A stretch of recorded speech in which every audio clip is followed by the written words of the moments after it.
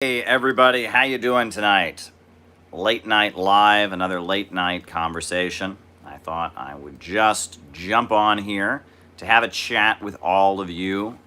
It is Friday evening, but we've got a pandemic going on. We don't even have indoor seating in restaurants here in New York City. Much of the city is still locked down. So I thought I would just get on here with my community and we would have a little bit of a chat. We have one of our late night conversations where I answer your super chats. And yeah, why not, right? Let's do our thing. Let's enjoy ourselves. It's Friday night. I do have plenty of unnamed diet beverage. Let's have a conversation. Glad you all are here. If you haven't done so already, put this up on Reddit, put this up on Facebook, put this up on Twitter. Hit the like button and be sure to hit the subscribe button. Also, be sure to hit that notifications bell because there are a lot of you who wouldn't be here if it were not for the notifications bell. So make sure that you hit that notifications bell and get the notifications, right? Now, yes, this is late, but I'm going to be experimenting. I might even do a live in the morning at some point, right? I am trying to do them at all different times because I have a wide variety of people in my audience, and that includes you. And we're just going to experiment and do this at different times of day, evenings, afternoons, mornings, right? And just see what kind of great conversations we can have. I have made a commitment to do a lot more of these lives. It is a good way to spend my time while I am continuing to work from home. As you can see, we're lucky enough to get the bookshelf tonight, right? We don't have my bedroom, we have the bookshelf, and we can just have these conversations. You, me, all of us, we can have our conversation, right? It's 11 p.m. here. Lyle says it's 11 a.m. where he is. I don't know where Lyle is. But I see that Jenny Lynn is with us. I see JT24 is with us. And we're gradually all piling in, gradually all making our way in for a late night conversation. 8 p.m. here, says Rudy. Great. Alex Giovanni has joined the conversation.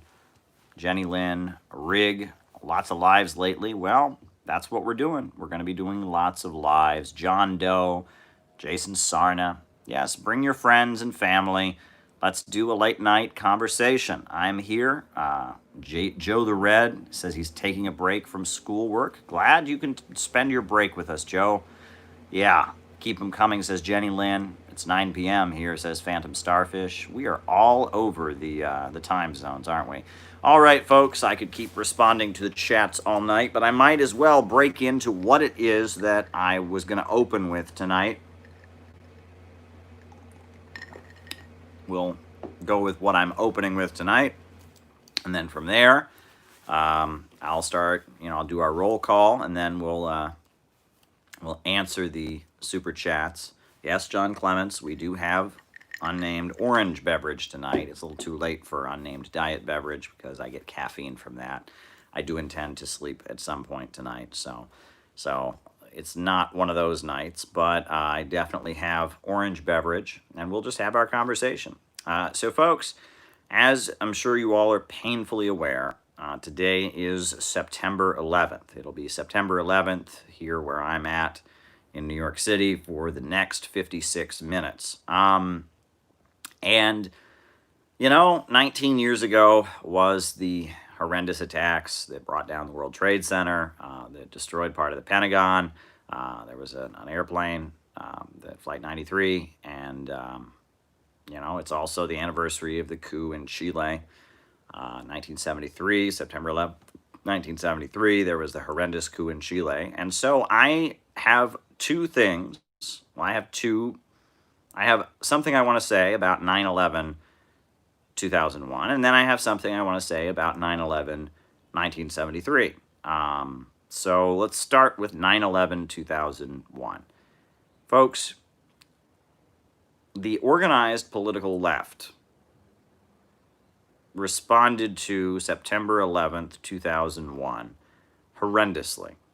I look back on that moment, and it was a particularly particularly difficult moment to be a leftist, a huge mobilization of patriotism, a huge mobilization of the public to support war, huge explosion of Islamophobia, a lot of confusion about what went on. George W. Bush was on TV saying, we were attacked by Al-Qaeda because they hate our freedom. They're a terrorist group. And they saw that we had our freedom, made them mad. So they decided to attack us because they didn't like our freedom. And so we're going to go over there and give them freedom because they don't like it. It'll be kind of like revenge. I'm going to go invade them, give them freedom because freedom makes them so mad they attacked us. Right? That's the plan. That's the plan. And a lot of people believed that that was indeed the case, and there was a lot of confusion and there was a lot of fear. And so it was a tough moment. It was a very, very tough moment. I think I was an eighth grader. I was an eighth grader that year. And I remember piling into the auditorium to watch CNN on the big screen. All right, writing the super chats down. Glad you got super chats, because that's what I'm here to answer. Russia, anti-imperialist. All right.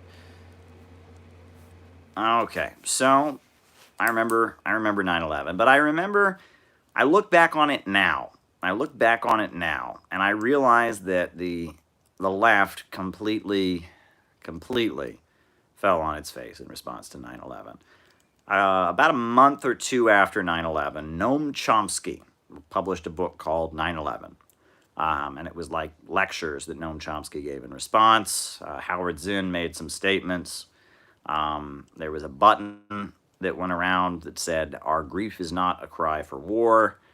But overall, the message of the actual left, not the message of Democrats, mind you, not the message of liberals, but the message of actual Marxists, communists, socialists, in response to 9/11 was basically went like this. The message was, the United States has gone all around the world, killing people, killed millions of people in Vietnam, killed millions of people in Korea, killed millions of people in Iraq. So now, somebody did to us, did to America, what America has done to the world. This, we should be sad about the victims of 9/11. We should also be sad about the victims of U.S. imperialism. And this shows that war and capitalism and imperialism is going to lead to death. We should all feel very, very bad. Now, I don't disagree with the facts there, right? And I don't disagree with the individual parts of that. The U.S. government has killed millions of people in Iraq, has killed millions of people. At that point, they had, with the sanctions on Iraq in the 1990s, they had killed at least 100,000 or at least, 500,000 Iraqi children as a result of the sanctions. There was the bombings during the Gulf War.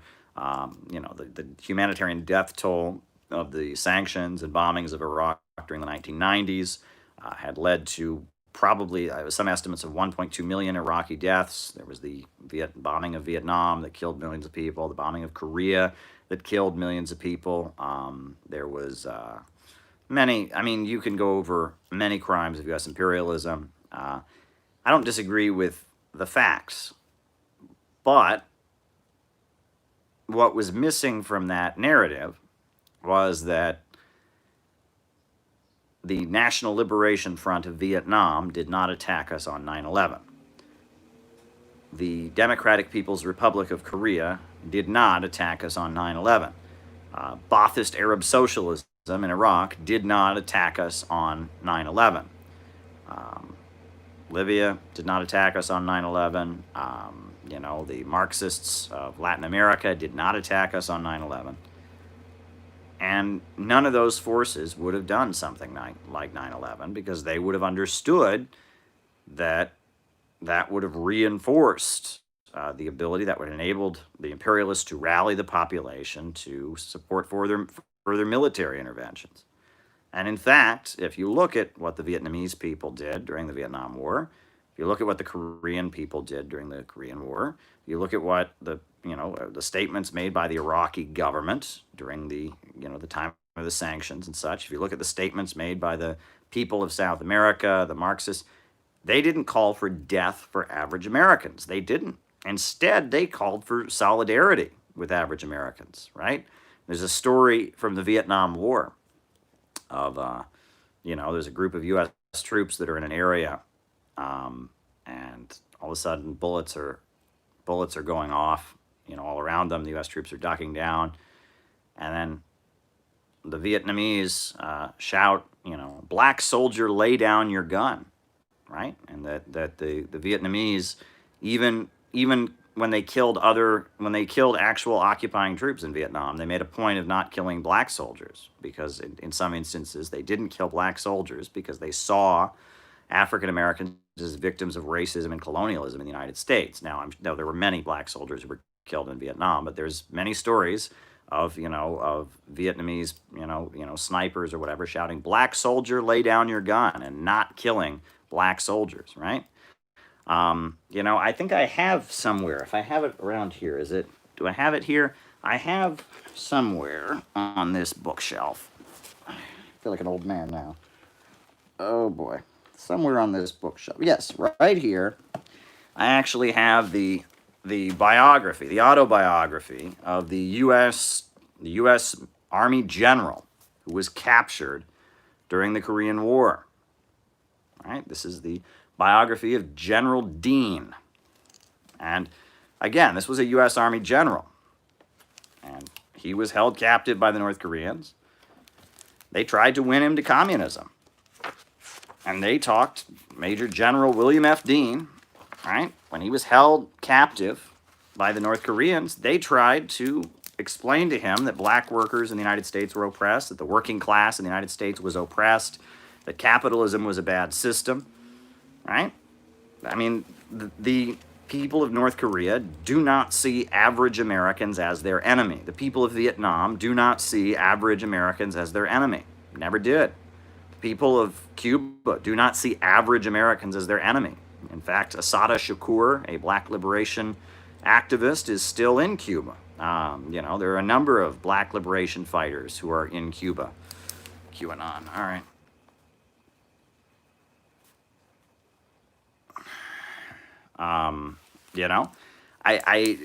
None of the progressive anti-colonial, anti-imperialist movements around the world that the United States has crushed with mass murder, mass bombing, mass killing would have done something like 9/11.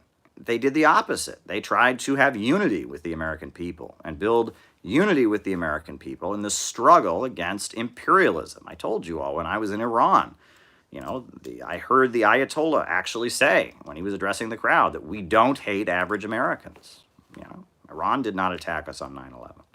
They don't hate average Americans, right? That they don't think that average Americans, the American working class, are the ones who are perpetrating these horrendous wars. And according to the official story of 9/11, okay, put 9/11 truth stuff on hold for a minute. I've got questions, you've got questions. There's all kinds of things about the official story that don't add up. But put all of that on hold for just a minute. Even according to the official story, anti-imperialists did not attack us on 9/11. Osama bin Laden was a wealthy Saudi who was sent by Zbigniew Brzezinski and the CIA to Afghanistan to fight against the Soviet Union. He built a Wahhabi fanatic network, a network of Wahhabi fanatics, and those Wahhabi fanatics fought against Bashar Assad, the Ba'athist Arab Socialist government of Syria. They fought against the government of Libya, led by Muammar Gaddafi and Islamic socialism in Libya. They fought against the Islamic Republic of Iran. They considered the Islamic Republic of Iran to be Shia apostates. They fought against the Iranians. They fought against Iraq under Saddam Hussein. They considered Saddam Hussein to be a secular traitor to Islam and a communist, a Ba'athist Arab nationalist, whatever. All over the world, the Osama bin Laden types, the Wahhabis, have always been on the side of the imperialists. Meanwhile, it's the anti-imperialists, like Iraq, like Libya, like Iran, like Syria, like Vietnam, like Korea, like China, like the Soviet Union, like Cuba, like Venezuela. The anti-imperialists have never carried out horrendous attacks like that targeted random average American civilians. But the left, the organized political left, didn't understand that. I mean, Yuri Kochiyama, now bless her heart, very, very, very important Asian American activist. She was getting old at the time, all right? I think she died shortly afterwards. She was getting old. She gave this interview. Oh, dear. This interview that gets quoted where she compared, Osama bin Laden to Malcolm X and to Ho Chi Minh, and it was awful. It was awful. Ward Churchill, the folks know Ward Churchill, very famous Native American activist, Native American scholar. He wrote this essay called Some People Push Back. And it was right after 9/11, he wrote this essay basically saying that average Americans were responsible for the killing of Iraqis by sanctions, called some of the victims of 9/11, quote, little Eichmanns, and argued that 9/11 was justified because average Americans were responsible for the crimes against the people of Iraq. Well, I'm sorry, Iraq did not carry out 9/11. And it was nuts. I mean, it was like millions of Americans were traumatized. And, they were watching people, jump from tall buildings. They were watching Manhattan in flames and huge debris and smoke everywhere and panicking and canceling school trips and worrying about and the organized political left was saying, see, this is what you've done to other people. We deserve this. And it was like, it was not a winning message. It was not a winning message, and it wasn't what the anti-imperialist governments were saying. Let me repeat that. It was not what the anti-imperialist governments were saying. On 9/11, did the Cuban government say, oh, see, America? America, this is what you've done to us for so long. No, they didn't say that. Yeltsin, Chechen Wars. Got it. They did not say that. Did Libya after 9/11 say, oh, America, you bombed us so many times. Now you got some of what goes around comes around. You're gotten it. Did they say that? Nope, they did not say that.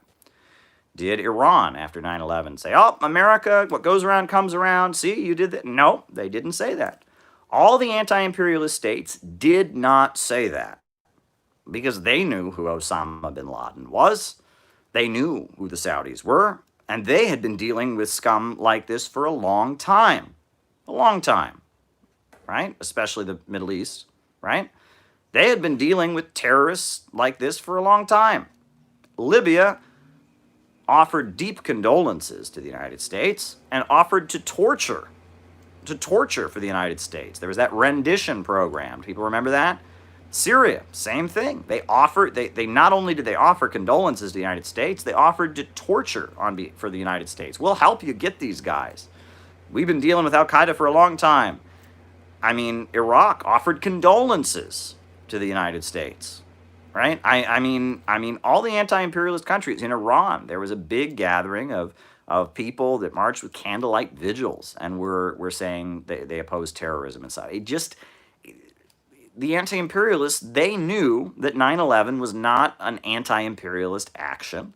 They knew that 9/11 was an act of senseless terror and violence.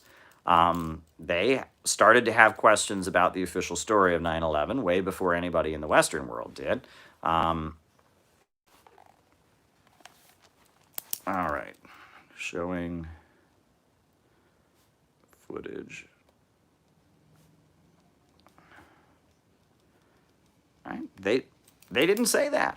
They knew, and countries that have dealt with horrendous terrorist attacks and bombings and stuff, they know the right thing to say in a moment where people have suffered horrendously and are shocked by a horrendous terrorist attack. The thing to say to them in that moment is not, oh, so now you know what it's like. That's not the thing to say.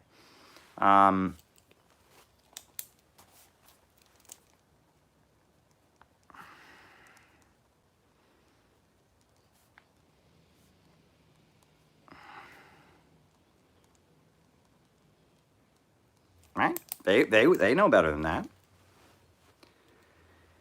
So, what in the world was the American political left thinking? What in the world was the American political left thinking? By telling the American people basically that they deserved it.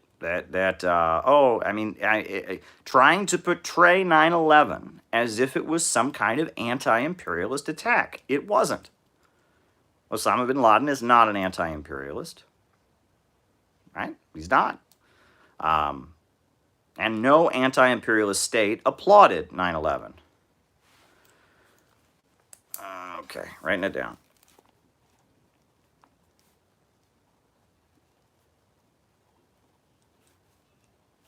No anti-imperialist state applauded 9/11. None. What the anti-imperialist states said was, these kind of terrorists are awful, they're horrendous, and some of them hinted at the fact that the United States had been arming and training these kind of crazy forces for a long time. And that's really what the issue is. Wahhabi extremists, Al-Qaeda types, ISIS types, are, I hate to use foul language, they're fucking crazy. Okay? They are fucking crazy.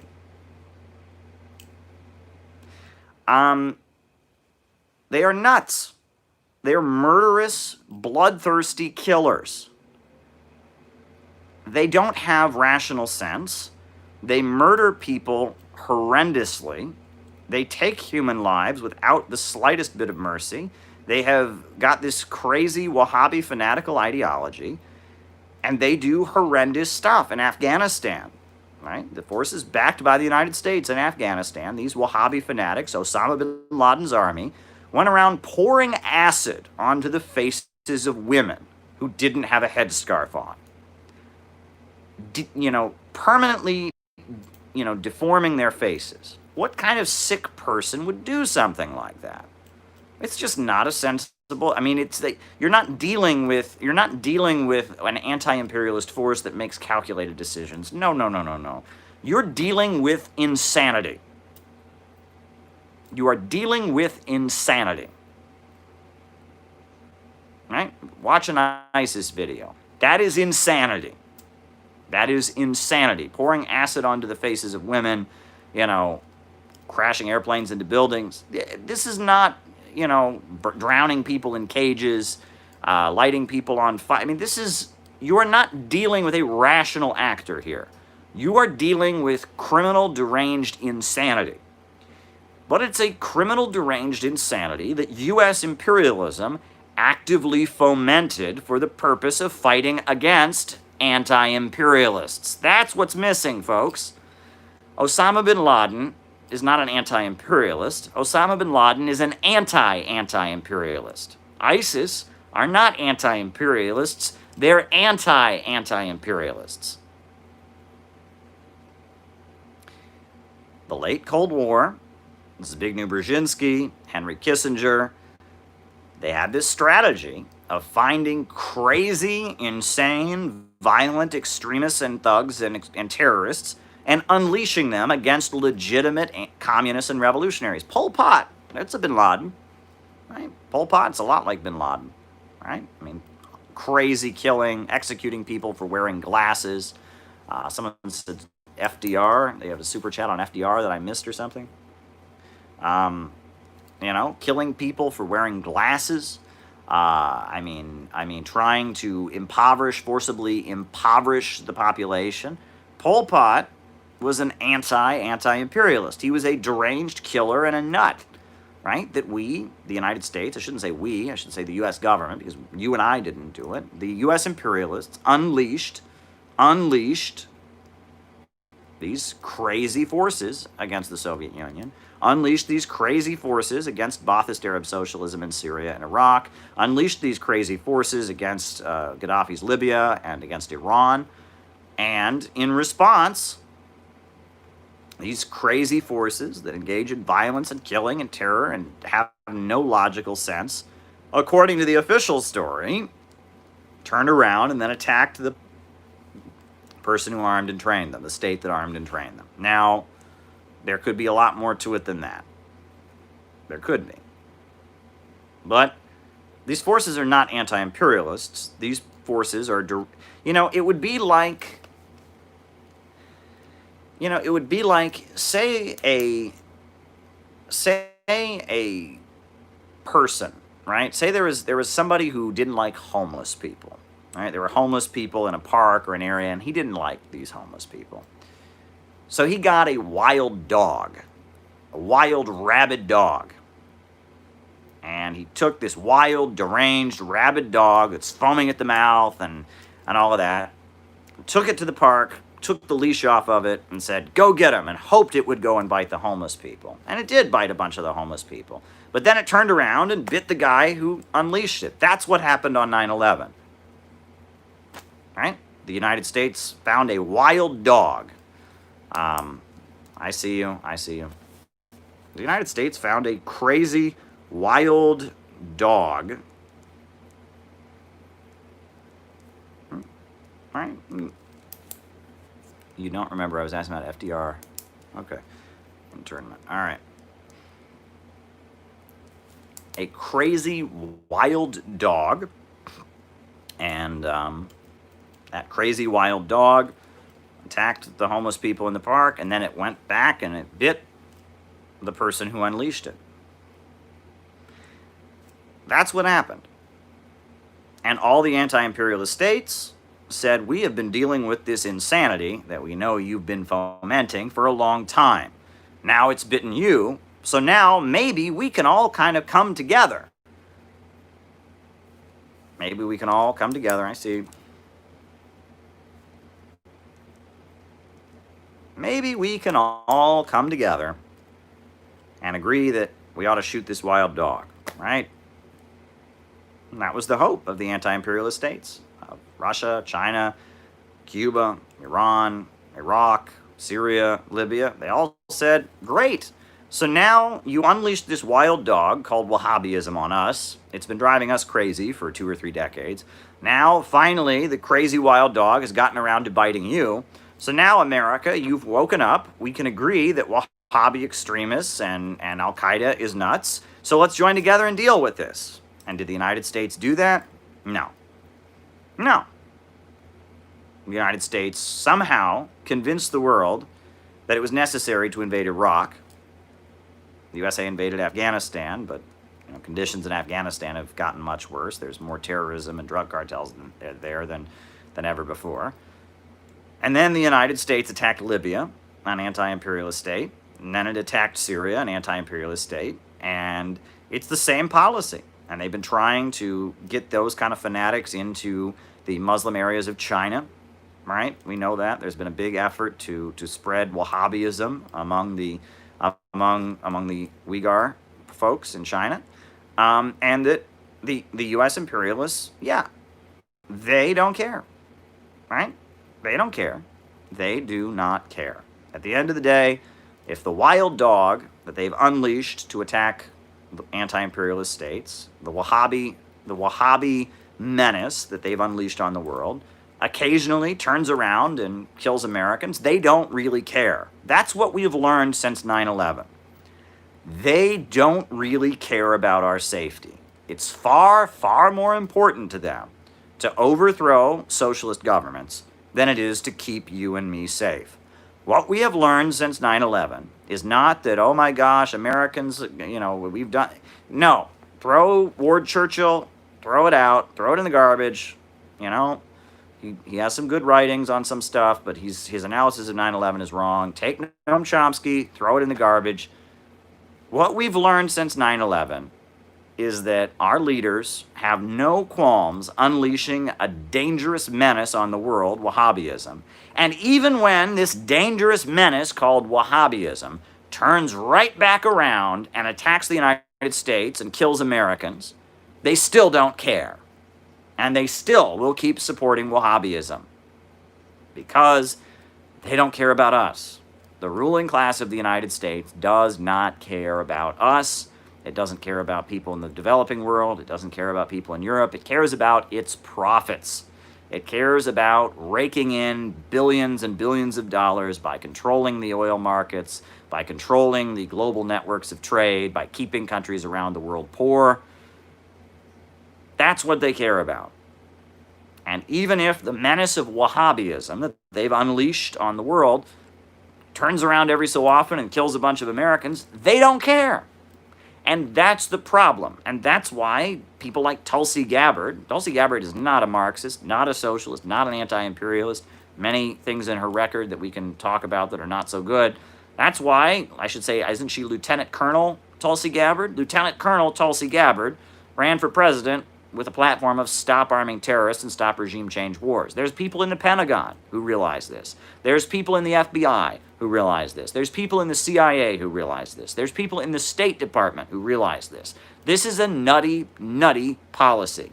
A nutty, nutty policy that we have, but it's rooted in maintaining the super profits for corporations. They don't want to keep us safe.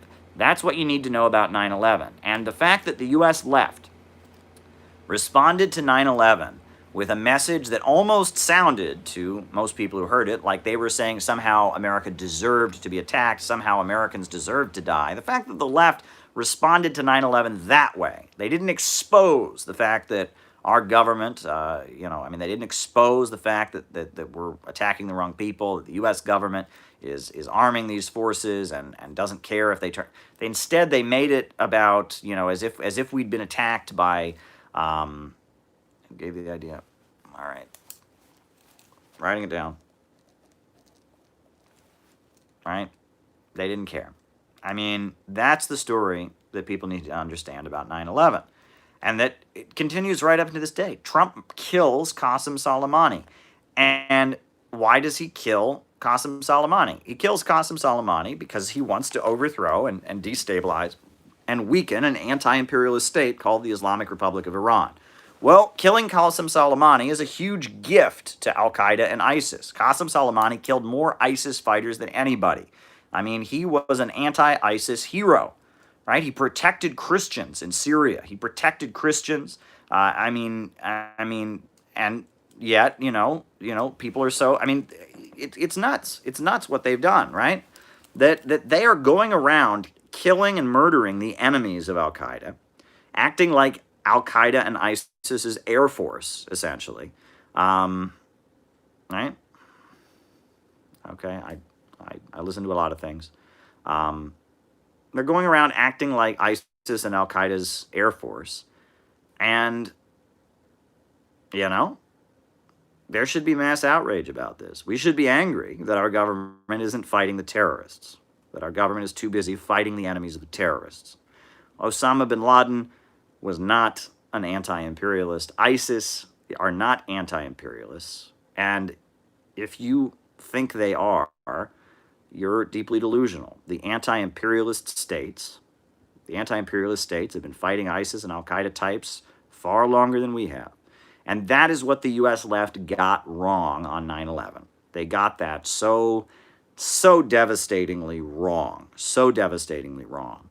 And it should fill you with outrage. And the fact that the U.S. left couldn't bring itself to say that, knew so little about international politics, was just so caught up in that anti-imperialist dances with wolves avatar narrative, that worships primitivism. They don't really understand the economics of imperialism and what Lenin wrote about in his book Imperialism, the Highest Stage of Capitalism.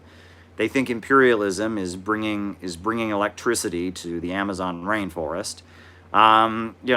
Because of that, their response to 9/11 was weaker than ever. All right? Now, the left could have been referring to blowback as in, well, some people were, there was that book Blowback and such, but they missed the point. They missed the point entirely, right? Osama bin Laden was not an anti-imperialist. Okay, and there was nothing anti-imperialist about 9/11. And their response to it was so weak. And if they had actually taken a populist response and said the government should be trying to keep us safe, rather than trying to overthrow governments like the Iraqi government, if they had actually taken a position like that, things might be very, very different, right? This is why the left needs a makeover, honestly. I mean, biggest ways your knowledge has evolved and changed over the last year.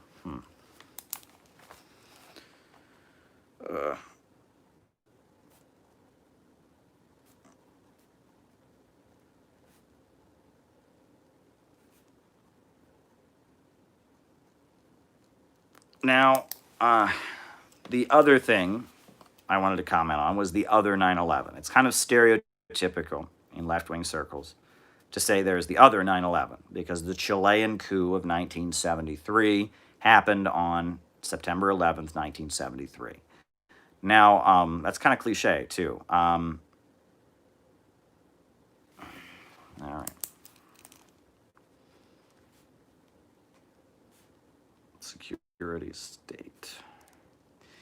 Now, I wanted to talk about the Chilean coup of 1973 because, it's kind of cliche to talk about in left-wing circles. I mean, there are times I get a little bit frustrated because I feel like the only coup that some liberals have ever heard of is the one in Chile, right? It's like they think it's the only one that ever happened because it's the only one they ever reference, right?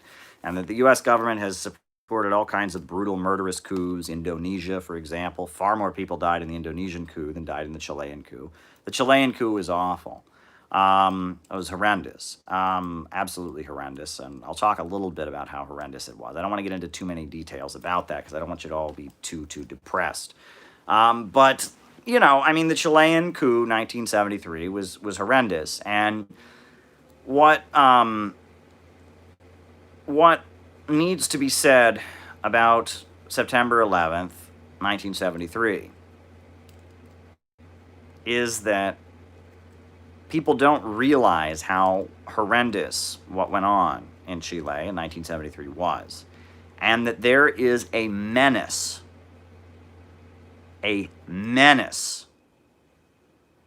among our population that think the events of Chile in 1973 were a good thing. No one talks about this. Nobody talks about this. After the financial crisis of 2008, 2009, all over the internet, libertarians were saying, quote, America needs a Pinochet. Go to any libertarian chat forum, they have what they call helicopter memes, right? All these people who say they love freedom, they love liberty. I'm a libertarian. I don't like the Democrats or the Republicans, Mom and Dad. I'm a libertarian. They're supposed to be such nice people, aren't libertarians? They're just supposed to be such nice people. They just don't want the government involved. They want liberty. Well, go to any libertarian chat room. You will find helicopter memes. Helicopter memes. Libertarians think it's awesome what happened in 1973 in Chile. They are excited by it on some level. They think it's amazing. They claim to be believers in freedom. They claim to be believers in liberty. But go to any libertarian web forum, any libertarian chat room, any libertarian convention or gathering, you will find libertarians who will sit there and they are in awe of Pinochet. They are in awe of the coup of 1973, right? And why? I mean, it doesn't make any sense from a logical standpoint, right? Libertarians are supposed to believe in freedom. Libertarians are supposed to believe in, in the government hands off and all that. Well, 1973, 9/11, 1973, libertarians, 1973, Salvador Allende was elected president. He was the elected president of Chile. Military coup. The military forcibly overthrew the government.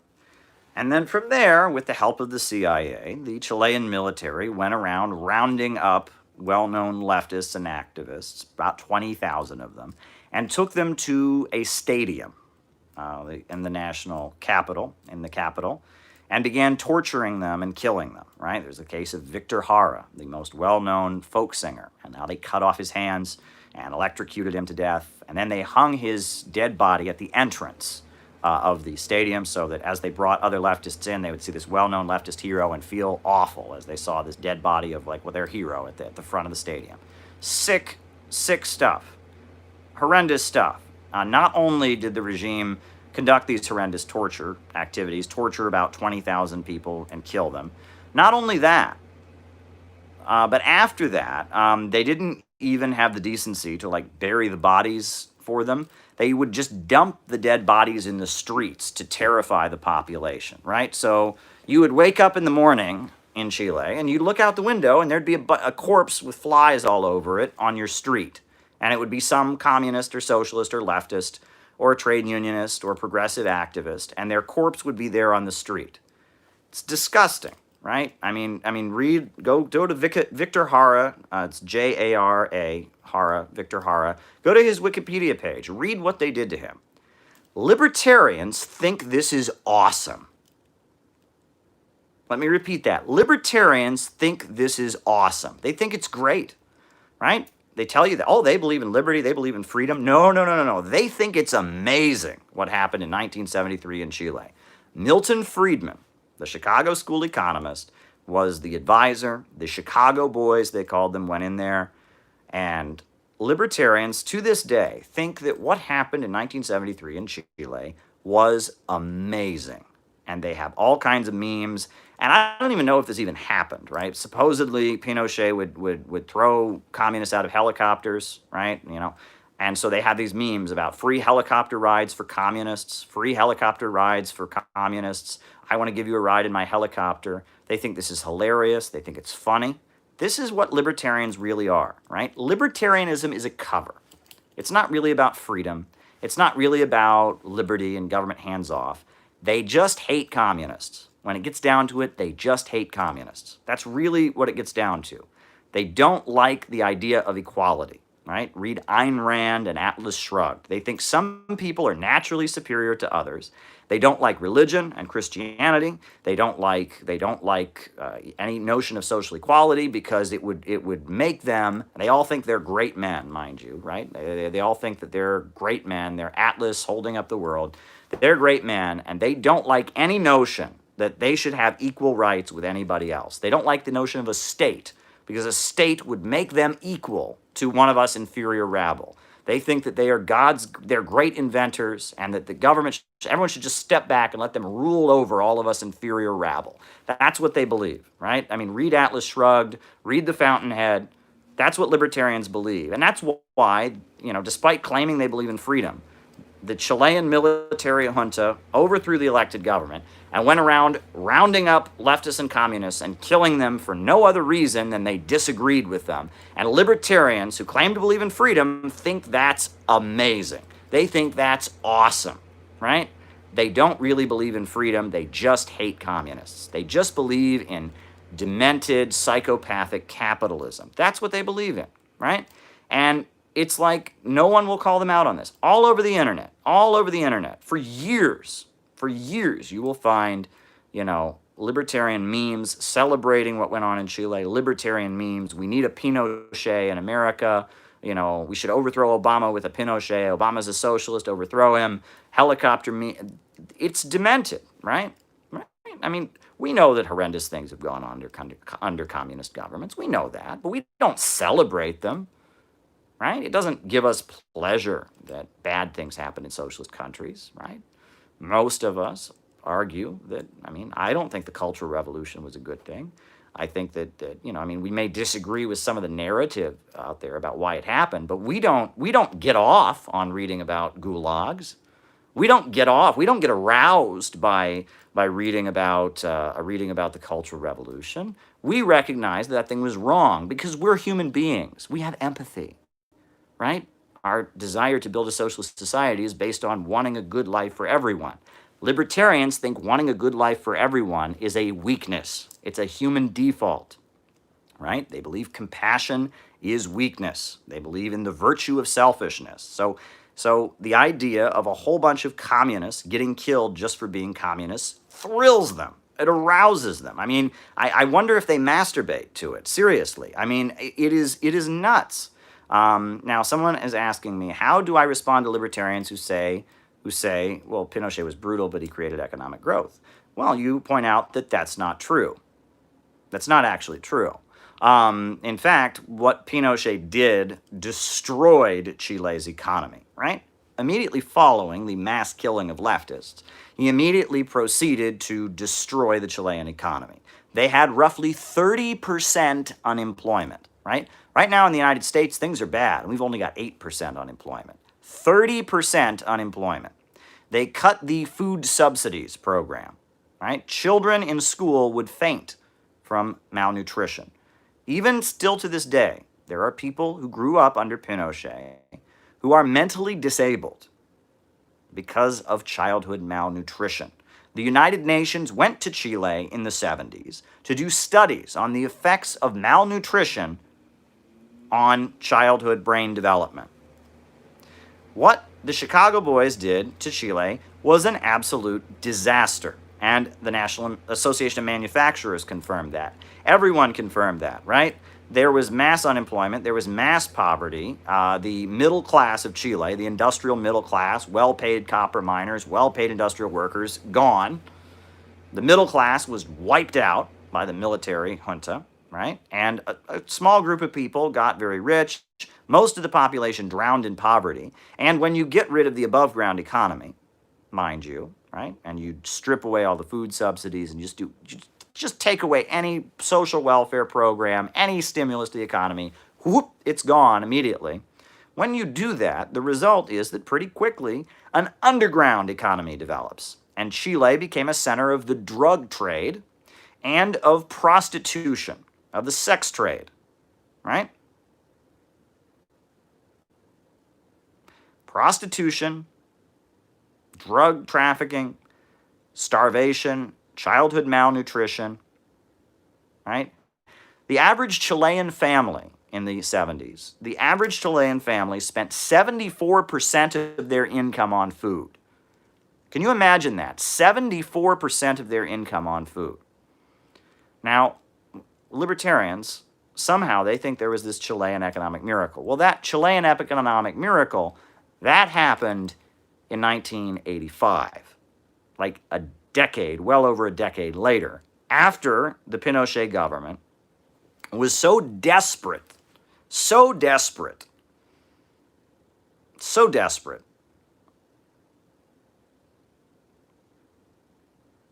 to fix things. They kicked Milton Friedman out of the country. They started renationalizing things. The Chilean economic miracle that happened a decade later happened when they stopped applying libertarian economic policies.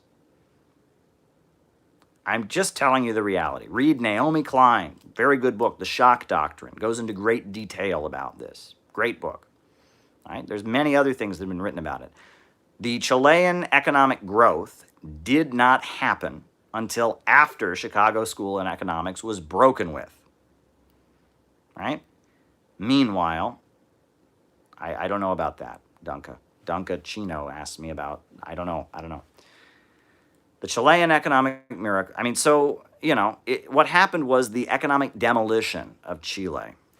Writing it down. The economic demolition of Chile is what happened. And it was an absolute disaster. But libertarians think it was awesome. They think it was amazing. They think it was great. And they think it's great to kill people they disagree with. Most libertarians would love to see all communists and leftists rounded up and put in camps and tortured to death, right? They would not put that in their official platform, but if you look at their websites, their helicopter memes, their Pinochet, yeah, they would love to kill all of us because we believe in compassion and kindness. We would feed hungry children, and that's weakness, right? It gets in the way of great men like them, right? Number one. Number two, they like the idea of economically demolishing countries. Why? Because all those children who starved to death and were fainting in class because they didn't have food, the malnutrition rates, they're all useless eaters. They're all inferior rabble. And the market allows great men like them to get to the top. Social Darwinism, right? Just let the inferior ones die off. Let superior ones... this is how libertarians think, right? It is the most disgusting teenage edgelordism. They lack basic human empathy. They think only of themselves. They think greed is good. Compassion and kindness are weakness. This is libertarianism. This is the definition of evil. Libertarian philosophy, libertarian objectivism, market philosophy, utopian capitalism is evil. It is the definition of evil. It takes an evil person to really get excited by what Pinochet did and think anything was good about it. It takes a very evil person, very, very evil person, to think that the idea of children starving to death The idea of torturing people in sports stadiums, what was done to Victor Hara was a good thing. And everyone, 9/11, we talk about the CIA and their ugly history of coups. That's very important. But we ought to talk about libertarianism and how dangerous. This is a satanic philosophy, right? And when I say satanic, I'm not being hyperbolic. The Church of Satan was started by Anton LaVey, right? He started an entity legally called the Church of Satan. What was one of the top books Anton LaVey recommended? Atlas Shrugged by Ayn Rand. So Satanists like libertarianism. Libertarians like Satanism. Like they have something in common, right? This is evil. Libertarianism is evil, right? The libertarian philosophy that says compassion is weakness, all human solidarity should be broken down, greed is good. It is satanic. It is dangerous. It is evil. The people that think what was done to Salvador Allende and Victor Hara was a good thing, that have memes about helicopters and all of that, they are dangerous. And something must be done to combat this dangerous ideology. We need to stop people from being sucked in by it. I think a lot of people become libertarians because they've never met a real Marxist. They've never encountered real Marxism. They see the synthetic left, and they want to barf, and they go the other way, and they see libertarianism or maybe the alt-right or whatever, and they go that way. We need to find a way to pull people away from this satanic ideology, right? I have talked about it for a long time, and I think about it today on 9/11 as we remember the events of 1973, right?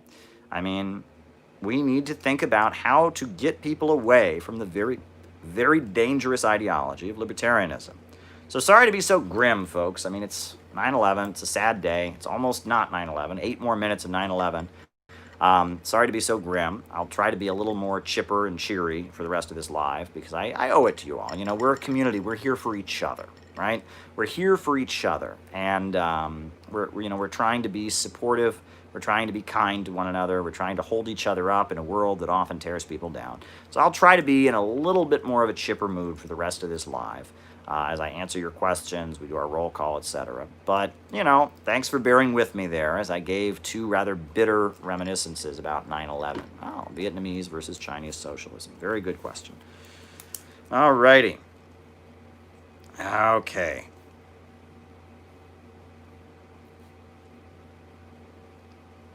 Alrighty, folks. So now we've got a whole bunch of super chats to get through. Happy birthday. Okay, I didn't realize that today was Bashar Assad's birthday. Didn't realize that. Well, there you go. You learn something new every day, don't you, folks?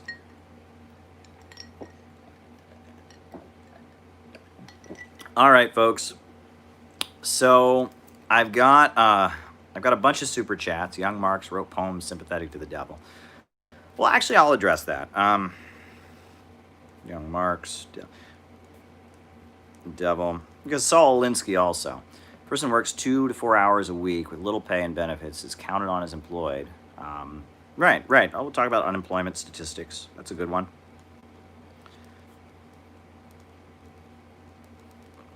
We'll talk about the unemployment statistics. Very, very good. All right, folks. So, okay, I've been dealing with personal issues. Whatever happened to the get-together? I forgot what you called it, the think tank. Oh, well, we'll talk about that. All right. I'll talk about CPI and what we're doing with that. Think tank, CPI. All righty. Cool. All right. So, folks, now, since we have so many super chats to get through, keep them coming, folks, right? I can answer your questions.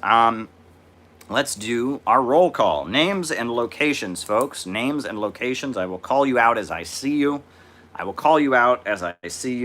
I'm pouring more orange beverage. Why did Stalin end the NEP? Oh, boy. All righty. Stalin NEP. All right. NEP. All righty. Okay, folks, so we got JT24 from Mississippi, Reno, Nevada, Kendall from San Diego, Lance in Kansas City, Missouri, Good Question, Corvus, Canada, Buffalo, New York, Marissa, Calvin from Saskatoon, somewhere USA, says Alex. right? Arthur in Arizona. Chicago, right? Right? Wilmington, California. Pennsylvania, USA. Joshua Tree, California. Kinky. Cincinnati, Ohio, Jenny Lynn. Sam Levin in Los Angeles. Red Sky, California. Alex Giovanni in Salem, Oregon. Pennsylvania, Comrade. Manchester, New Hampshire. Mo in Pomona, California. Trees on Fire. Bendigo, Australia, David Fox. San Jose. Vancouver, Canada. Nate from Sydney, Australia. Gina, Wisconsin. People's Republic of China. Moscow, Russia. Billy from Brisbane, Australia. Ellie, USSA, South Korea, Alan Reyes, Long Island Billy. Long Island Billy is with us. Who else is here? Northern California is with us. Northern California, we need critical thinking. Joe Gale in Nassau County, Long Island. Jason Sarna in Vallejo, California. Itzel X in Las Vegas, Nevada. Melbourne, Australia, John Doe. Will Lotz, Mohsen from Iran. Frankfurt, Germany. Gus in Mexico. Right? Who else is with us tonight? Southwest UK, 4:57 a.m. Well, congratulations to you for being awake. Joanne from the Netherlands is with us. Chicago, right? Dana from Chicago is with us. Ecuador, oui. All right, great. Porto, Portugal is with us, right? Who else is with us tonight? Anyone else that I'll call you out as I see you? Greetings from Florida, says Harold Sullivan. Same to you, Harold. Greetings to you. Stephen Coyle from Martinez. Cognito. Byzantine Empire. Sage from Utah. Phoenix, Arizona. Rainer Shea was talking about you. Oh boy, I won't be able to recover from that one. Oh boy. Hong Kong is with us. Very good. Very good. Right? Azores again. We're all Earthlings after all, ain't we? Yes, we are. Right? Bay Area, Josh. Oh, boy. Huey Long in Louisiana is with us tonight. Very good. All right. Nick Name. Oh, boy. All right, folks. Let's get through these super chats because there's quite a few of them. But that's okay. If you got more of them, I will try to give you an answer. All answers are not equal. Some of these questions I will go into great depth answering. Other questions I will not go into great depth answering. So there you go. Simon Kingston in Brooklyn.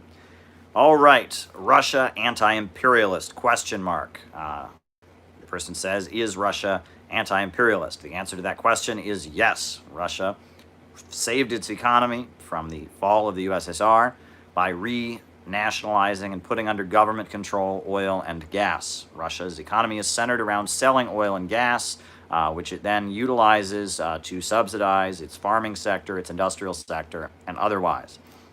Russia does not engage in keeping other countries poor in order to maximize super profits for small cartels based in the country.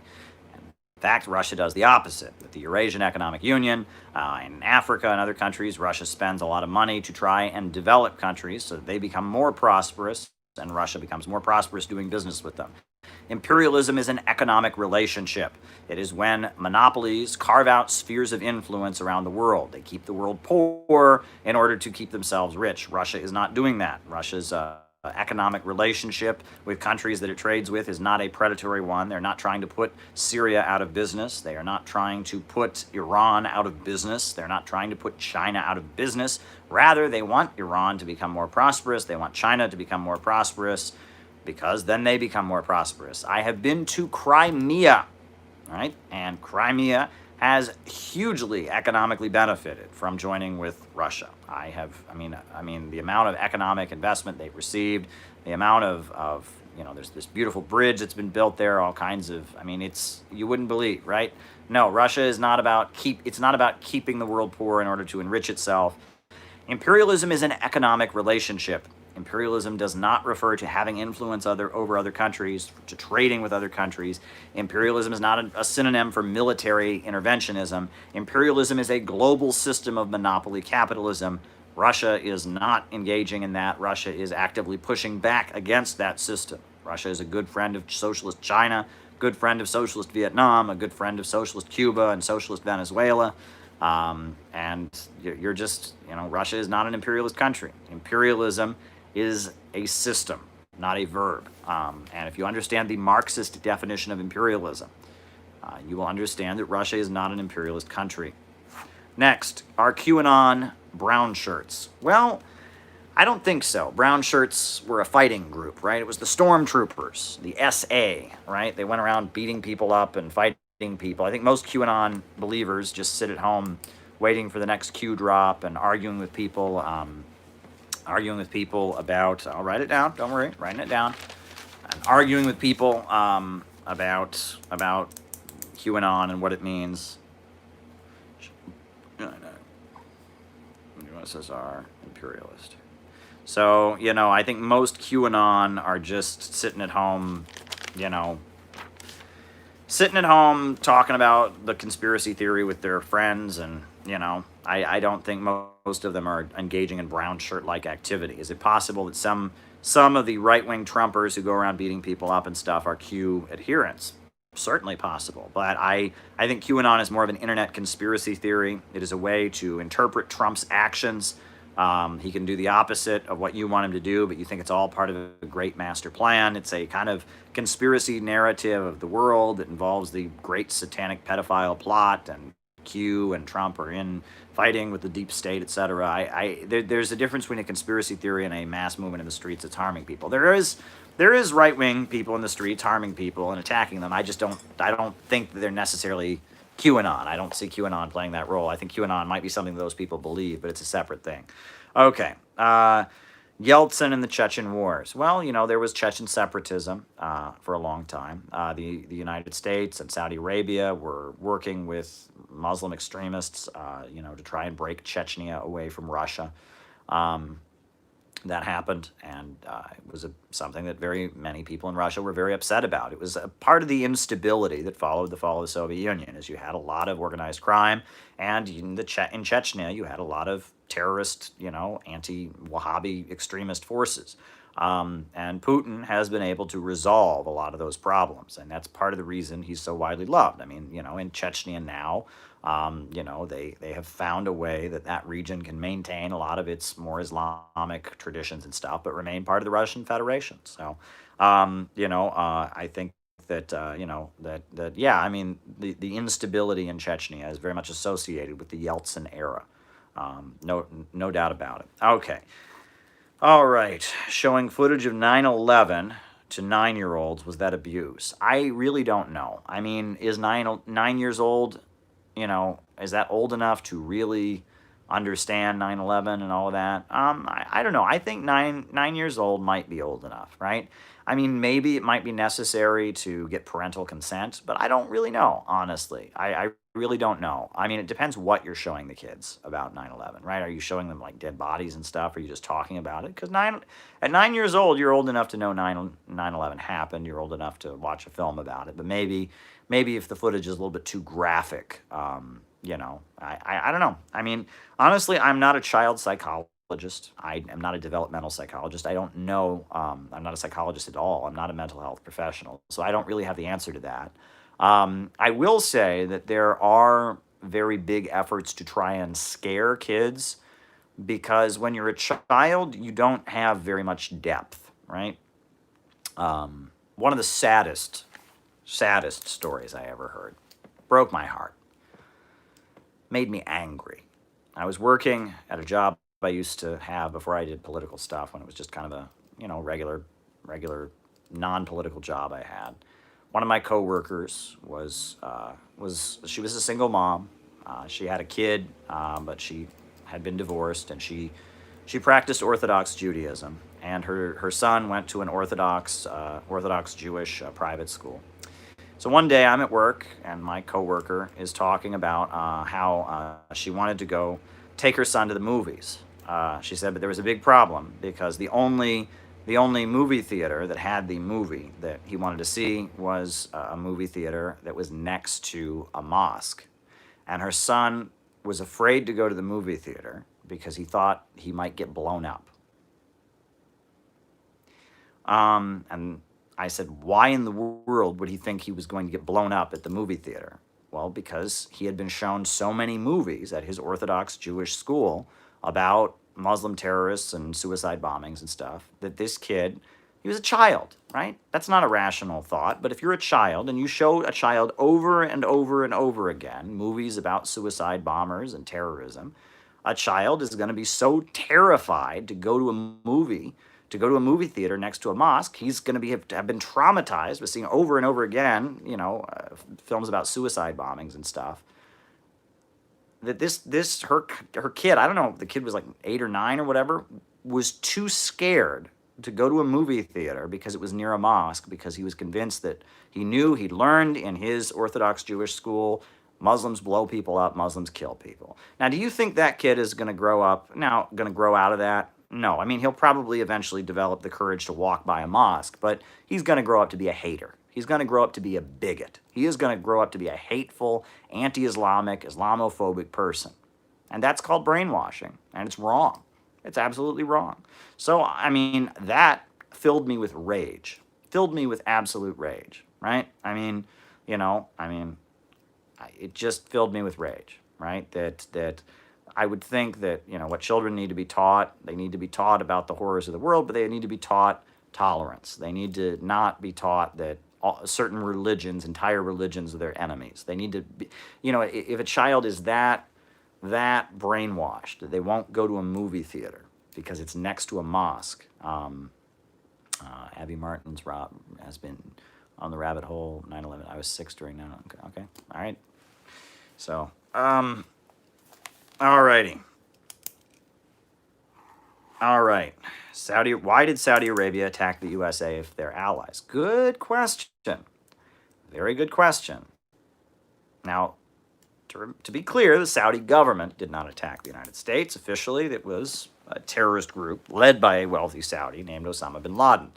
However, I would encourage you to check out a document that was kept classified until right before Trump got elected in 2016, called the 28 Pages.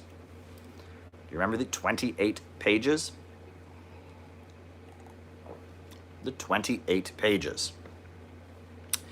And the 28 Pages shows that there's a lot more connections to the Saudi government than we thought.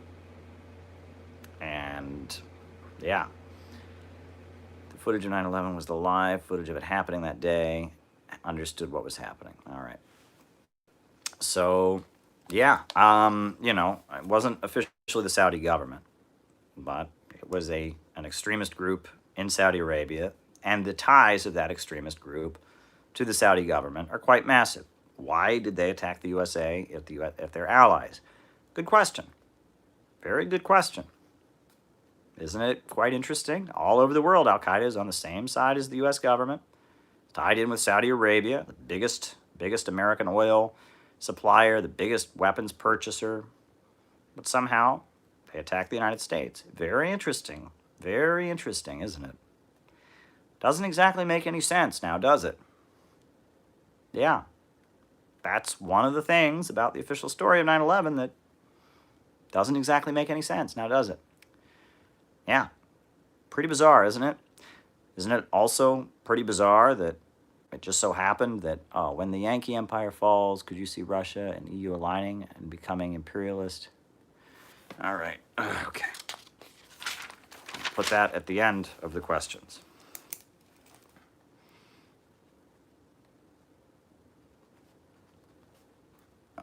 Aligning and becoming imperialist.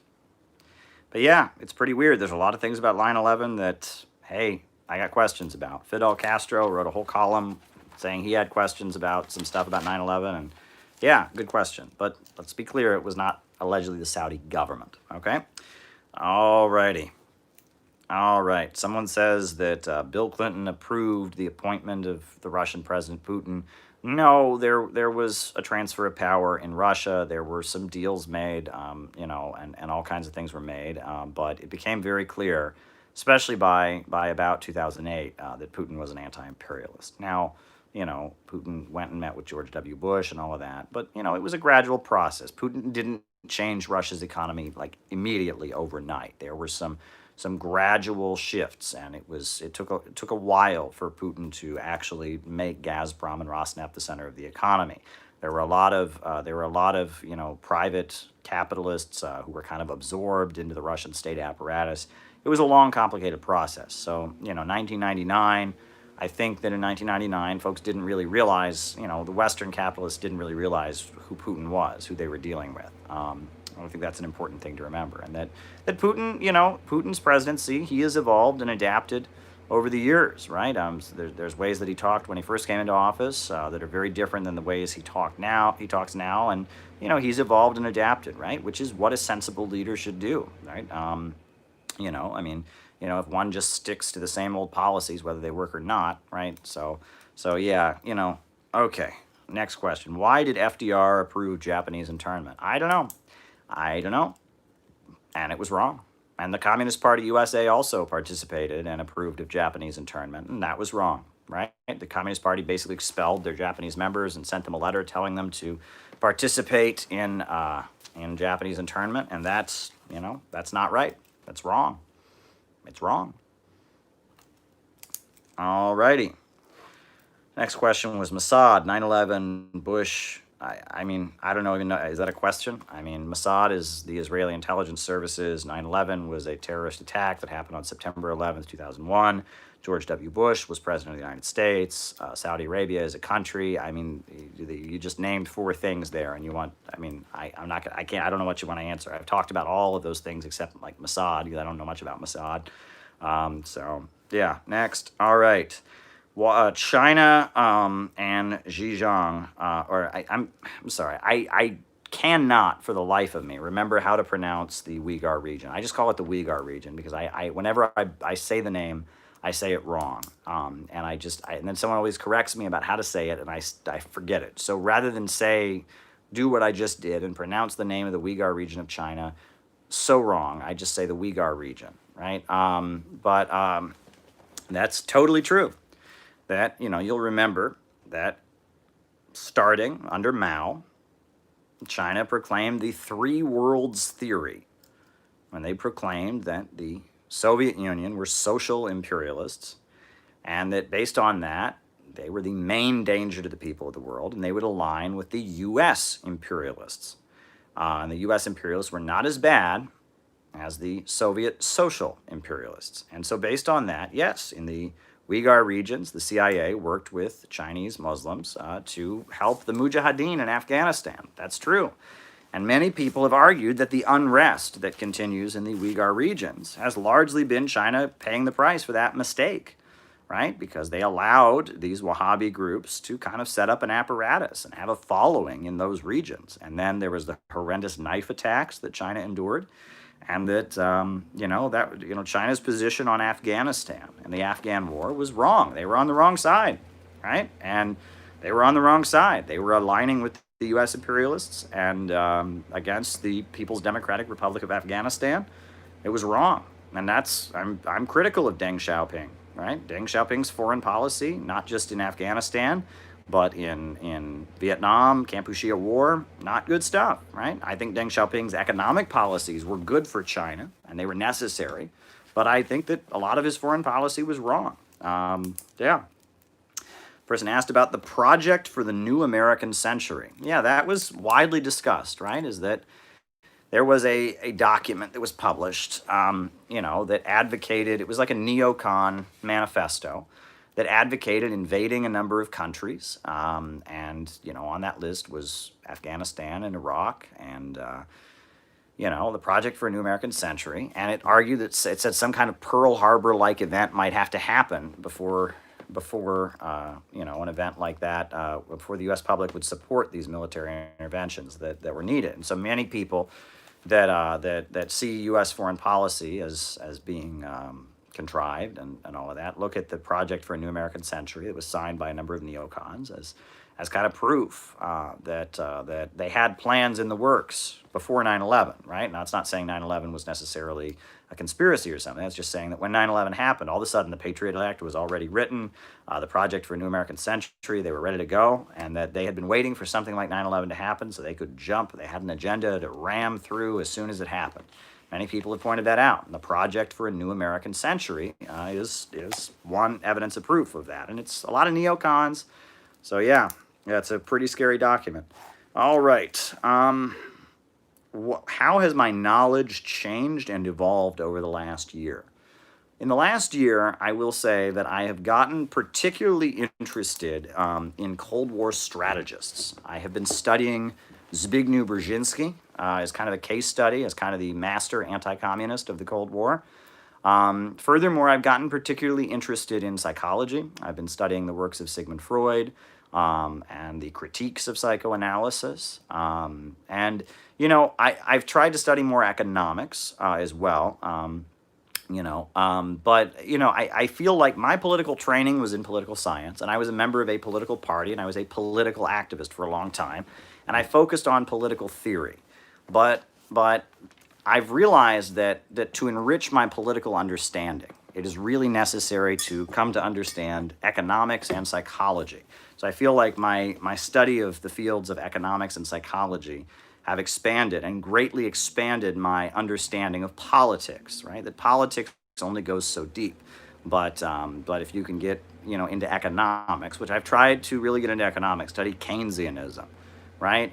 Theories of surplus value. I recently studied the work Theories of Surplus Value by Karl Marx. I learned astronomically from it.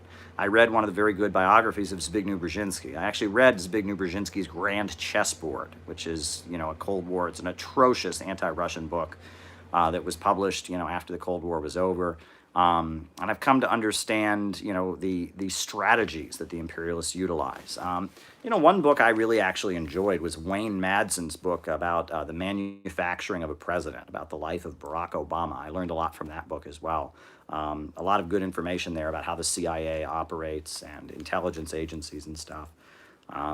Yeah, I mean, what else have I've been reading? I mean, I'm not going to show you this room, but I mean, the amount of books in this room is not small. I've tried to learn more about Greek philosophy and ancient Greece and philosophical debates.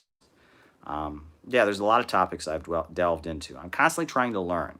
That is one of my biggest grievances with some of the old burnouts, is that when you stop learning, you kind of lose your humanity on some level. To be human is to constantly be learning. You have to love learning. You have to want knowledge. And I feel very grateful that I was, you know, I grew up in a library. My mom's a librarian. I spent a lot of time at the public library. And I developed the ability to research topics and become interested in different things at a young age. I feel like that's a very, very big gift. You know, and intellectual curiosity, as Kinky is putting it, is very, very important. Could you talk more about social being determining social consciousness, changing material conditions, changing ideas? Wow. Okay. Sure. All righty. Changing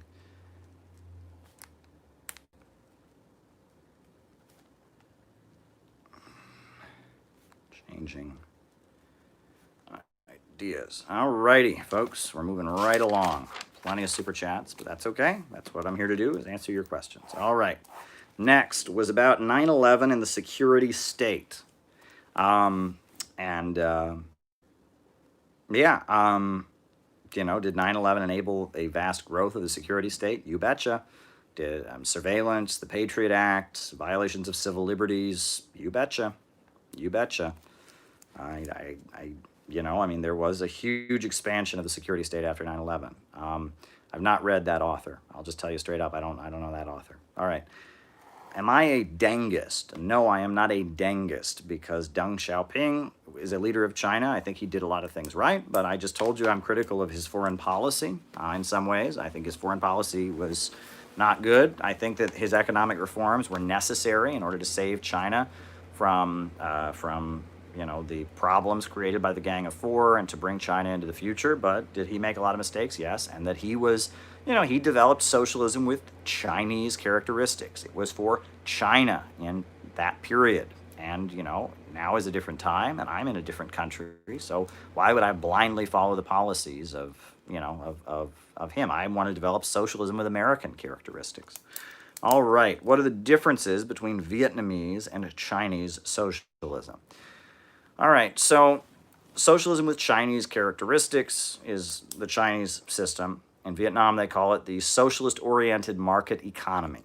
Many people have pointed out that they feel the Vietnamese are more ideological than the Chinese, right? That the Vietnamese, while they both have market reforms, they're not the same, right? That Vietnam has really emphasized ideology more. That's one thing I've heard. The other reality of the situation is that China has a lot more manufacturing than Vietnam does. Now, Vietnam has expanded manufacturing quite a bit, but China has a lot more of it, right? China's so much of a bigger country. Another thing is that Vietnam's state sector was never as big as China's state sector was, right? China, you have to remember, up until the 80s, China's economy was largely state-run. They had a very big state sector, and they have a lot more state-owned industries and stuff. There's probably a bigger percentage of state ownership in China than in Vietnam.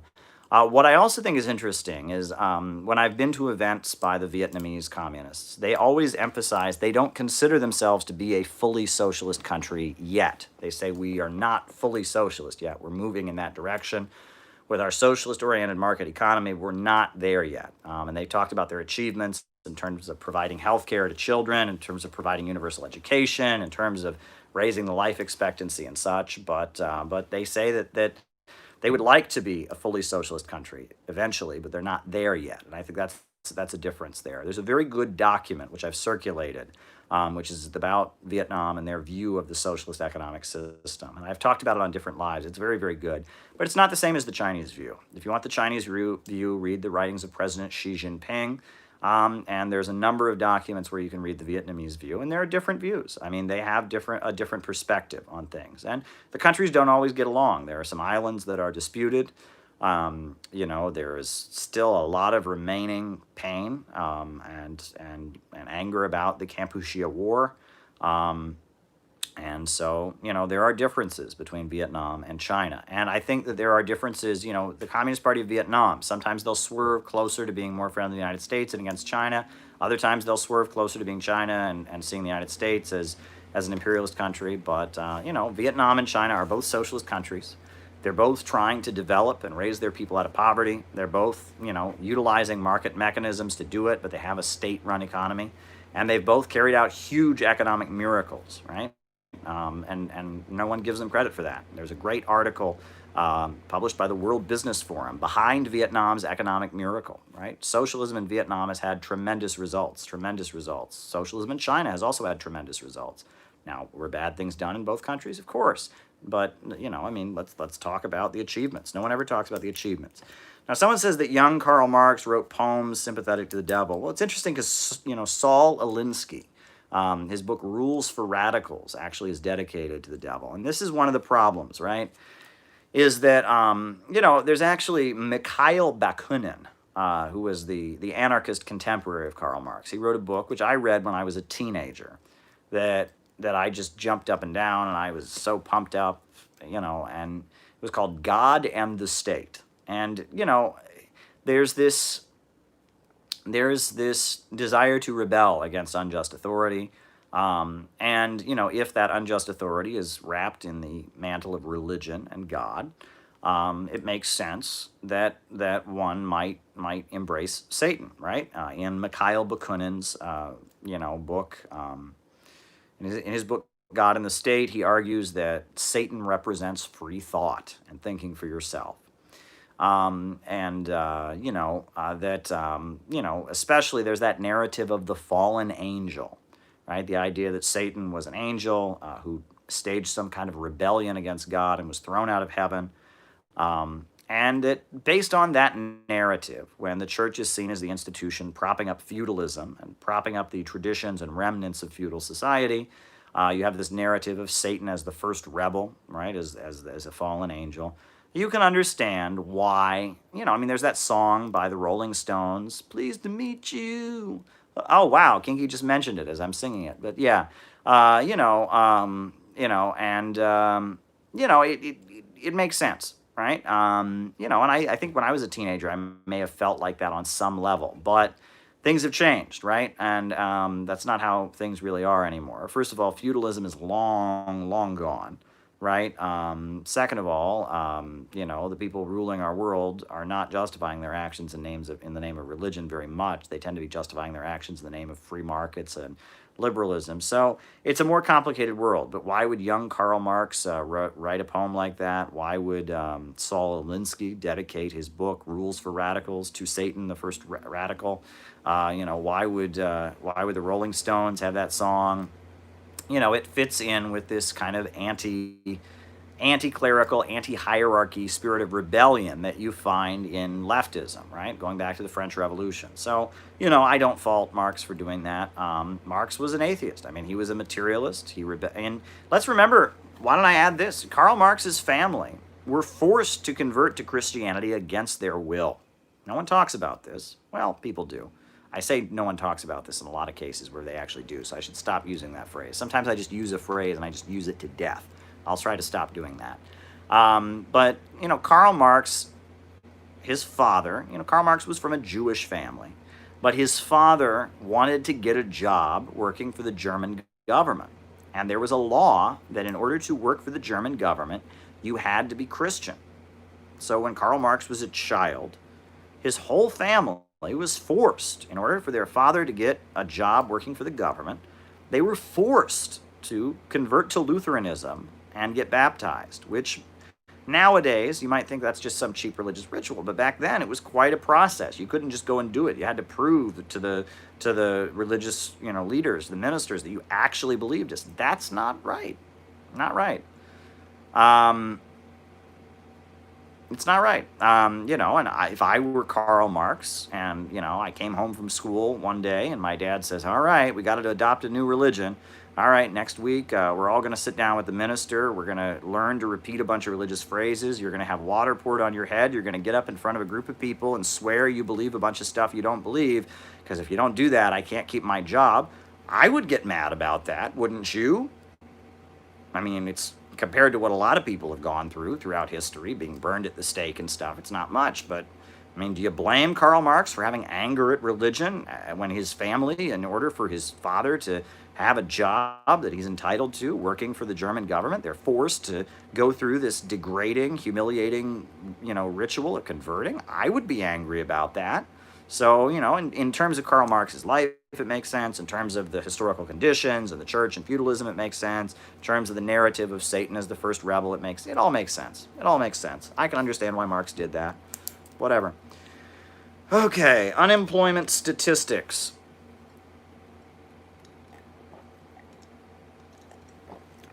All right? Well, the actual unemployment rate that we talk about in the United States doesn't cover everyone without a job. Right? If you don't find a job after a while, or if you stop looking for a job, you're not considered unemployed. If you never had a job, if you got out of college and never had a job, you're not considered unemployed. If you're still a dependent, getting money from your family, you're not really supporting yourself, you're technically not unemployed. They have like the official unemployment rate, they have the real unemployment rate, they have the underemployment rate. The Bureau of Labor Statistics in the United States has many different statistics, because the actual number that like this percentage of people is unemployed, right now it's about 8%. It's a lot more than that. It's always a lot more than that, right? It's always a huge, huge underestimation, right? There's always a lot more people that need jobs and don't have them in capitalism. And another thing that happens is like, okay, so, there you go. There you go. So, yeah. The number that they list as the unemployment rate is often much lower than the number of people who don't have jobs and need one. It's if you get into statistical math, it's pretty low. All right. Someone asked about the get-together for the Center for Political Innovation. As soon as we can do it, we are going to do it. My eye is on this spring. We'll do it a year late. I'm hoping that as the winter starts to fade away, in the March, April, we can just do it again. The hotel is reserved. They're happy to, honor the down payment that we made. We can do it. We can do it, and we're going to do it. We are going to have a launch conference for the Center for Political Innovation. But unfortunately, pandemic, can't do it. So we're holding off. We're waiting to do it. I know people are anxious. I'm anxious as well. I'm frustrated. I was pretty bummed, but a lot of the social media work I've done since the pandemic has been a lot bigger. I had a lot of big debates at the beginning of the pandemic and such. So I'm believing that when we finally get around to actually having it, I think it'll be a lot bigger than we previously had expected, because I think that we've grown a lot. Our community here has grown quite a bit. It has grown quite a bit. We've endured. Our political view has expanded. We've learned a lot together as a community. We've learned a lot about the world and about capitalism. And I think our conference will be far more dynamic when we have it this coming spring, fingers crossed, than if we'd have had it earlier. I think we as a community have grown and gotten bigger, and we're going to have a great conference, no doubt in my mind. The Center for Political Innovation, we published our first 2 books. We published the Green Book by Gaddafi, and now we have published Kamala Harris and the Future of America, the second Center for Political Innovation book. Center for Political Innovation book number 3 is in the works. It's Socialism, Utopian and Scientific by Frederick Engels, with a new introduction by yours truly. That's in the works right now. I'm very excited to get that going. Yeah, we are moving ahead as an organization. The Center for Political Innovation is moving on. There's a lot of people who've contacted me and want to get involved. We are going to come out of this pandemic stronger than ever before. We have a task to do, which is to politically educate, right? We are going to raise the awareness of the population about socialism and Marxism, get them to understand the concepts that have slipped away, get them to delve into the big questions about Marxism and socialism and how we can develop it for our time and for our situation. So our task is getting more important every day. We've got important work to do. I'm excited. You're excited. CPI is moving forward. So no doubt in my mind. No doubt in my mind. Alrighty. Next, why did Stalin end the new economic policy? Well, there was a debate, you'll remember, after the death of Lenin. Right? There were 3 factions. The first faction, I talked about an Australian delegation of the CPI with my comrades. Hopefully it will materialize. Excellent, David. That would be great. I can't wait. So many amazing comrades in Australia.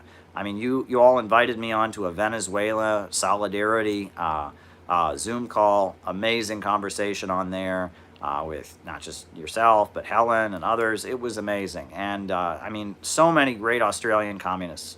I need to get myself to Australia. I think I need to get over to Australia at some point and just see the amazing communist organizations you all have built over there. But fingers crossed, you all will bring your delegation to New York when we launch. That would be great, David. I have confidence that you can do it. If anybody can do it, that would be great. Australia is amazing. Amazing. Politically, it seems like Australian communists are way ahead of the communists in other countries. But then again, maybe I'm wrong, right? Maybe I'm wrong. But it seems that way to me. But we have a lot of people in Europe who like what we do. We have a lot of people in Latin America who like what we do. We have a lot of people in Asia who like what we do. So, we are touching a global nerve here, right? We're doing these lives much more frequently than we used to, and we're doing the best we can. So, solidarity to you, David, and everyone in Australia. So why did Stalin launch the new economic policy? Well, there were 3 factions after the death of Lenin. 3, right? There was what you call the left opposition. It was led by Trotsky, and it said that Russia's economy should be militarized. They should militarize the economy, and that they should have the Soviet Union only be a temporary holdout in the global permanent revolution. Right? That was Trotsky's faction. And they didn't agree. They argued that in China, the communists should not support the KMT. They argued that communists shouldn't enter coalitions with different forces, that they should just, have a global military communist revolution and militarize the economy. That was the left opposition. Then you had what was called the right opposition. That was led by Bukharin. And Bukharin argued that they should continue the new economic policy indefinitely because Russia was too poor to have full socialism. So they should continue the new economic policy indefinitely, and that they should try to sign treaties with the West. Stalin, he at first he blocked with Bukharin against Trotsky, but then he and Bukharin had their falling out. And Stalin advocated a third position, which was called socialism in one country. where they signed treaties with the West, but they focused on industrialization of the Soviet Union with the 5-year economic plans. And so, many people have pointed out, why was it that Stalin felt it was necessary to break with Bukharin, to not have continuous new economic policy? Why was that necessary? Well, in the countryside, they talk about, the fact that the kulaks and that there were a lot of, wealthy peasants and others who were becoming very, very anti-communist, and that was a factor. They talk about the fact that the private sector, the new economic policy, wasn't moving ahead fast enough. They needed to rapidly industrialize, and market forces weren't moving fast enough. They needed the state to build huge industries for Russia. They needed to mobilize the population to build, huge power plants and huge steel mills and stuff. And that just waiting for the private sector to do it wasn't going to work. Now, it is true that a lot of foreign companies were brought in during the new economic policy to do joint ventures, and not a lot is written about that. But General Electric, for example, the Koch brothers, their father, Fred Koch, he ran the oil industry in a joint venture. That's where the money of the Koch brothers largely comes from, is the fact that an American oil, tycoon, Fred Koch, a chemist who'd invented a method of thermal cracking, he was hired, in a joint venture, made lots of money working with the state-run oil company in the Soviet Union in a joint venture. And that there were, I think there were some car companies. I forget which ones. I think it was General Motors, or one of the car companies helped the Soviet Union to get its car industry going in a joint venture. They made some profits. The industries were planned and controlled by the state, but they brought in foreign companies to help them set it up and stuff. They brought in foreign technicians, foreign engineers, foreign scientists, and they mobilized the population. They built new universities, and they did it. And they had to do it very, very rapidly because they expected that there would be an invasion. They knew that capitalist economic crises lead to war. And in 1928, it was very clear that there was going to be a big capitalist economic crisis. So the Soviet leaders, already in 1928, were anticipating the Second World War. So they knew they had to get a move on and start industrializing the country, and that waiting for capitalist foreign investment wasn't going to work. So there you go. All righty. Next, why did China call the USSR imperialist? Well, let's remember that they didn't do that at first. At first, 1961, when the Sino-Soviet split happened, they just called the USSR revisionist. It wasn't until 1969 that they started to refer to the Soviet Union as imperialist, and that was after a huge amount of fighting between the two countries. China started arguing that the Soviet Union was socialist in words, but imperialist in deed. They were the Soviet social imperialists, they called them. And they couldn't quite make up their minds about how exactly the Soviet Union was imperialist, how capitalism had been restored. It's actually fascinating. One of the big Maoist groups in the United States, the October League, put out a book to try and explain the restoration of capitalism in the USSR. It was called The Restoration of Capitalism in the USSR by Martin Niklaus. And the Chinese didn't like the book because it didn't reflect their viewpoint. And, you read literature from that time period in China. It's very, very hard, very, very, very hard to decipher exactly. There's a film, there's a movie. It's actually, you can watch it on archive.org, which is an anti-Soviet film produced by the Maoists in China, and it's called The New Czars of Russia. And you watch that film, they do not explain, really, how it is that the Soviet Union restored capitalism. It's a very strange conception. It was the Gang of Four who developed it. But largely, people who promote that theory, their argument is generally this. They say, socialism is a transition toward the final goal of communism. And they argue that the Soviet Union was no longer transitioning toward the final goal of communism, so it stopped being socialist. That's generally the way the argument goes. And the Cultural Revolution, they argued China was moving further along on the road toward communism. And, there's some, first of all, that's totally subjective. There's no way to measure that a society is moving toward the ultimate goal of communism, right? Especially when communism is based on vast material abundance, and both the Soviet Union and China had a far lower level of development than even the capitalist countries had. So there's no way they could have been further along toward communism. But regardless, that's totally subjective. I have read read all kinds of pamphlets to try and justify these positions, right? There was a pamphlet that I read that was saying that the reason that you could tell that China was capitalist or China was socialist, but the USSR was capitalist was because of the ballets, right? In the USSR, their ballets were old European, they had czars in them, but in China, they have revolutionary ballets. So clearly, China's moving toward communism. I've heard people argue that in the Soviet Union, there's not very many strikes, but in China, the Red Guards are always leading strikes and protests during the Cultural Revolution. So clearly, China's more vibrant. There's more unrest, so they're moving toward communism. So they're socialist. The Soviet Union's capitalist. They're very subjective philosophical arguments. They're not based on anything empirical. Okay. Socialism is about property relations. Why does the means of production function? Do the banks, factories, and industries operate to make profits for private owners, or is there a state central plan guiding production? Right? Do all the problems of capitalist production, such as the contradiction between wages and profits, right? Does that happen, right? Do you get the cyclical crises of overproduction? There are ways to materially, empirically measure capitalist or socialist, right? But the argument the USSR became capitalist in 1956 is not based on anything like that. It is based on very, very subjective stuff. And Albania made these arguments as well. China, it's not clear exactly when China officially stopped thinking the USSR was capitalist, but Albania held on to that. Albania, until the fall of the Party of Labor of Albania in 1993, Albania maintained it was the only truly communist country in the world, the only truly socialist country in the world, and that all the others were state capitalist, social imperialists or whatnot. This is ultra-leftism, and I think that the Gang of Four were pretty opportunistic, and it was a bad policy. All right. What is the possibility, the person asked, of Russia and the EU aligning and becoming imperialists after the fall of the Western imperialists? Well, that's a pretty big hypothetical. First of all, Western capitalism has to completely fall. Second of all, somehow the European Union economy and the Russian economy have to merge, and then, the European Union is already imperialist, I'll give you that, but and somehow Russia has to join with the EU, and yeah, could it happen?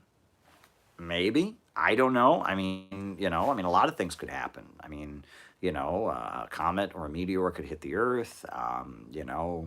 There could be, we could find out tomorrow that COVID-19 was all a big hoax, which I really doubt we'll find out, but, what else could happen? A lot of things could happen. You gave me a huge, huge hypothetical there.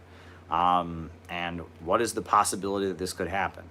Pretty slim in my view, but then again, you're saying the Western imperialists have to fall first. So for the Western imperialists to fall, that's a pretty big thing that has to happen first in your hypothetical. So that thing has to happen.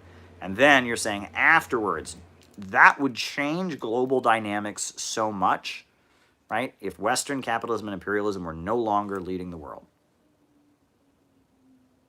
That would be such a dramatic change to the geopolitical stage that who knows what could happen. So yeah, I can't help you there. Alrighty. Okay. And David Fox asked about changing material conditions and changing ideas.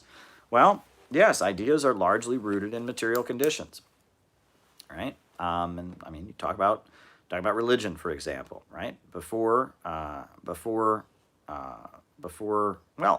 a very good book, How the Gods Were Made. It's by a Marxist, economist, somebody who was in the Proletarian Party. It's a good pamphlet. It talks about how the conception of God and the conception of heaven changes in various societies based on those societies, based on what they're like, right? The Vikings' view of heaven was very different than the view of heaven we have now. You talk about Valhalla, right? And you talk about, it's, that religious ideas tend to reflect the society that they're in, and that consciousness reflects the society that we're in, right? Talk about a hunter-gatherer civilization. There was no family structure, for example, right? You just had tribes of 20 or 30 people. They were all a family, and they were kind of bonded together. There was very little notion of individualism. They were all kind of depending on each other to survive. And there was some worship of a mother goddess among those tribes. Right? You talk about the time of feudalism. Feudalism, very much developed the belief that, the Catholic Church had absolute power, that you could be burned at the stake for heresy if you disagreed with the Catholic Church. You talk about the peasantry and the beliefs of people in peasant times, very different, right, up into our time, and that ideas change as society changes, right? There's a material economic basis of society, and the ideas of society tend to reflect that economic base. That is absolutely the truth, right? Society promotes the ideas that that reflect the economic base of that society. That is absolutely true. The Roman Empire, their beliefs reflected the economic system of the Roman Empire. You can talk about the fight within the Roman Empire, Tito-Stalin split, and market socialism. You can talk about the fight within the Roman Empire between the hedonists and the Stoics, both of whom had a very pessimistic view of the world. That was based on the Roman Empire's position as being a society that went around holding back historical progress. The United States were associated with entrepreneurialism and hope, largely because, it's the dawn of capitalism. We're a country that's very tied in with the history of capitalism. And capitalism, that entrepreneurial, go west young man spirit, that reflects a lot of things materially in the history of the country. Yes, that ideas tend to be rooted in material conditions, no doubt about it. Okay, alrighty, and I'm going to answer, I think that'll be the last one I answer, will be this Tito-Stalin thing, right? 1948, Tito and the Soviet Union had a falling out. Yugoslavia and the Soviet Union had a falling out.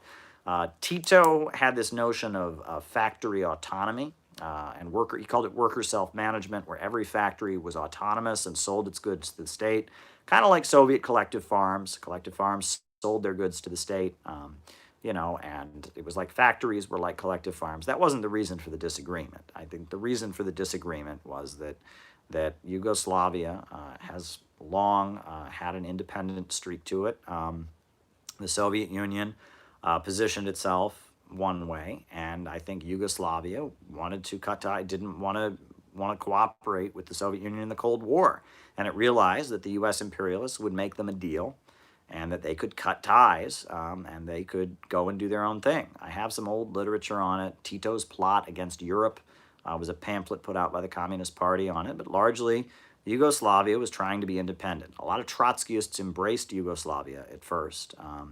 Yugoslavia, largely their criticism of the Soviet Union, it came from the right. They aligned with the United States during the Korean War. I think it was largely an opportunist move, and that their worker self-management program resulted largely in weakening their state centrally planned economy, and possibly contributing to the rise of some of the ethnic tensions in the country. Right? In Yugoslavia, there are many different ethnic groups that have a history of fighting with each other. And the imperialists, to tear down Yugoslavia, they funded and did their best to try and promote ethnic nationalism, and they revived some of these like far-right extremist groups playing different nationalities against each other. That happened, and the horrific stuff went on in Croatia and Bosnia, etc. Right? We know about Serbia and the intervention there, and the Kosovo Liberation Army and all of that. And there's a lot written about it. And Michael Parenti has a great book, To Kill a Nation. I really recommend that book, To Kill a Nation. It's very good.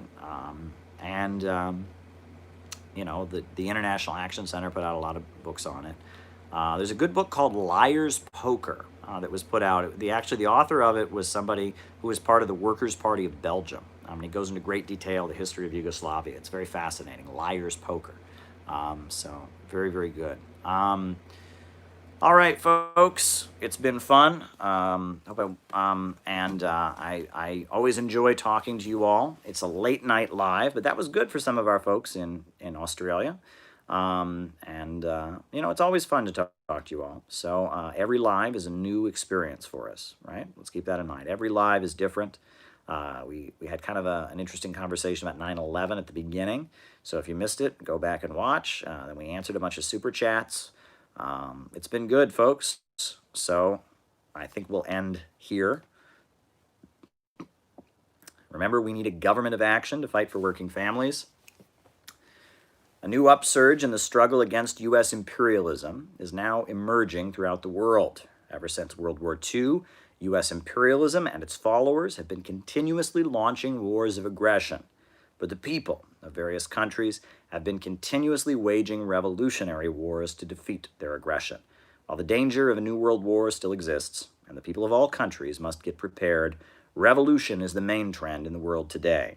While the danger of a new world war still exists, and the people of all countries must get prepared, revolution is the main trend in the world today. Have a good night, folks.